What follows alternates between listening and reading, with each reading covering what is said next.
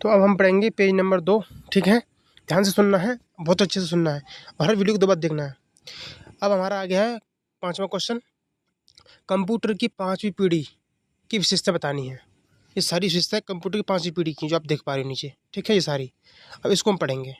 ठीक है, तो पहली चीज़ तो याद करो कि कंप्यूटर की 5वीं पीढ़ी का टाइम पीरियड क्या है। 1989 से जो वर्तमान चल रहा है ना, ये हमारा 5वीं पीढ़ी का टाइम पीरियड है। पहली क्वालिटी के बारे में बात करते हैं, हार्डवेयर। तो 5वीं पीढ़ी में कंप्यूटर में कौन सा हार्डवेयर प्रयोग किया गया था? वो था ULSI, ultra large scale integration बोलते हैं इसको। ठीक, और आर्टिफिशियल इंटेलिजेंस पर आधारित है।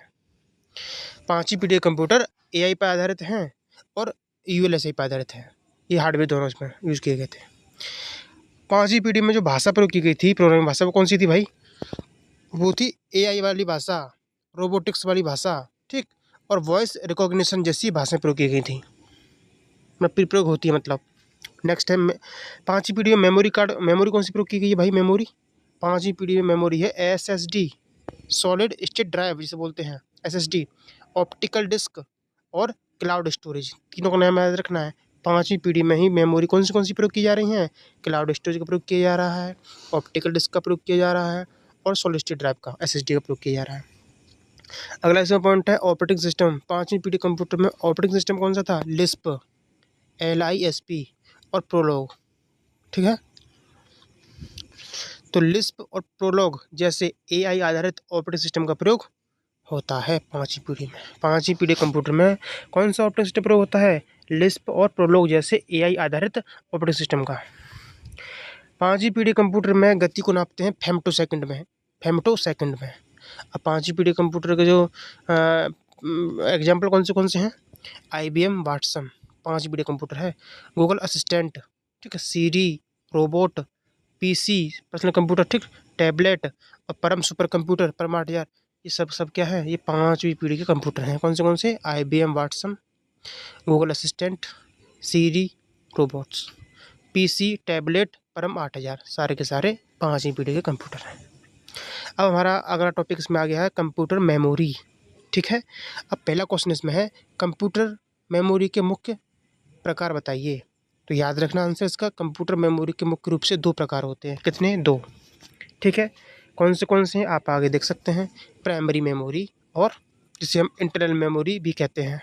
इसके एग्जांपल क्या है? रैम और रोम। दूसरा है सेकेंडरी मेमोरी। ठीक है, इसको हम एक्सटर्नल मेमोरी भी कहते हैं। ये 2 प्रकार की होती है, सीक्वेंशियल और रैंडम। आई बात समझ?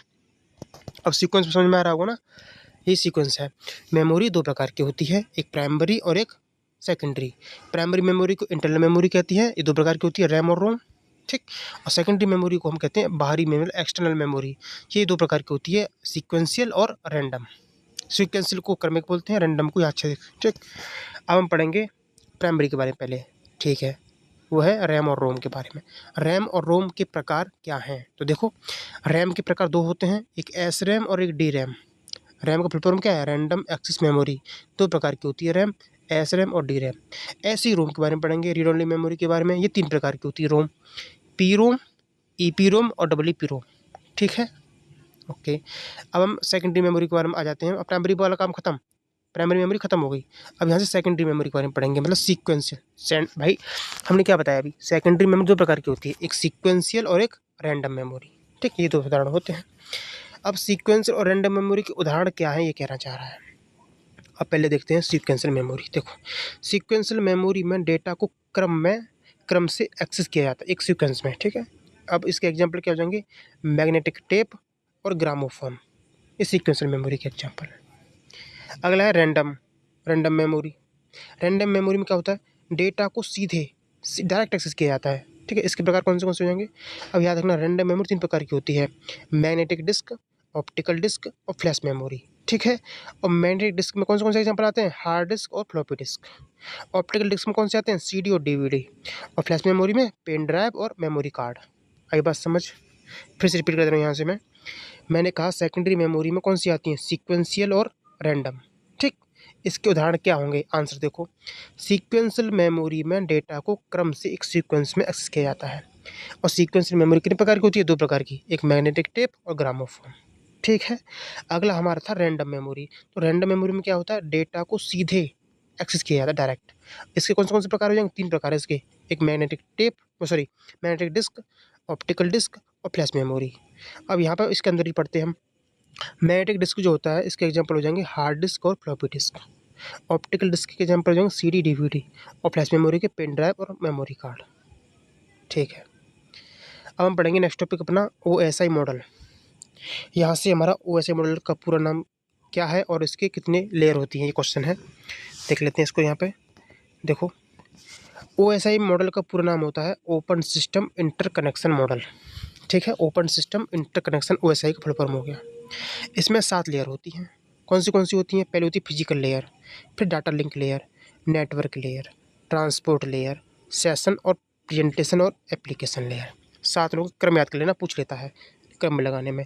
तो physical layer, data link layer, network layer, transport, session, presentation और एप्लीकेशन। फिजिकल से स्टार्ट होता है, एप्लीकेशन पर ख़त्म होता है। फिर से एक बार देख लेते हैं। फिजिकल के बाद डाटा लिंक लेयर, फिर नेटवर्क लेयर, फिर ट्रांसपोर्ट, सेशन, प्रेजेंटेशन और एप्लीकेशन। ठीक है, अब इसी पेज हमारा ख़त्म हो गया। ठीक है, अगर इस वीडियो को 2 बार देख लेना, याद हो जाएगा आराम से।